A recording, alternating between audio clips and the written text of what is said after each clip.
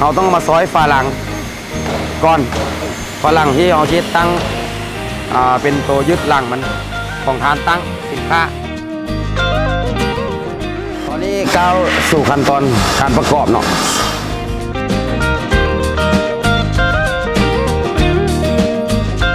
หลังจากตัดตามแบบแล้วเนาะก็ส่งต่อให้แผนกประกอบเนาะมันจะเป็นชิ้นส่วนของฐานตั้งจะใส่ฝาข้างตับเส้นรองก่อนว่ามันได้โบโอเคทากาวใช้กาวเพื่อว่าให้มันแน่นขั้นตอนต่อไปเราจะเอาตัวนี้มาใส่มัน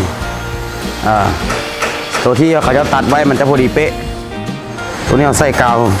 เข้าไปมันจะเคลื่อนเน่งมันจะบูมีกัน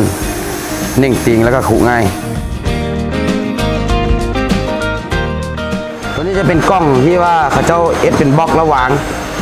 เวลาเอาแก้วอย่างมาวางสิมันจะเป็นบล็อกต่อตัวนี้ขึ้นไปเนาะ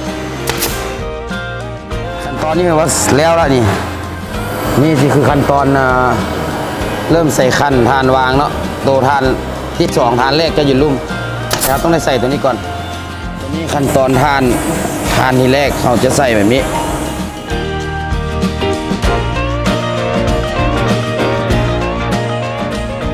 ตอนนี้เนาะนี่ขั้นตอนการเปลี่ยนไม้เพื่อไปประกอบใส่โต๊ะวางสินค้าเนาะตัวนี้เป็นคันบอลที่เขาที่ใส่ล็อกเพื่อว่าบ่ให้สินค้าตกออกจากคานลงมาลุ่ม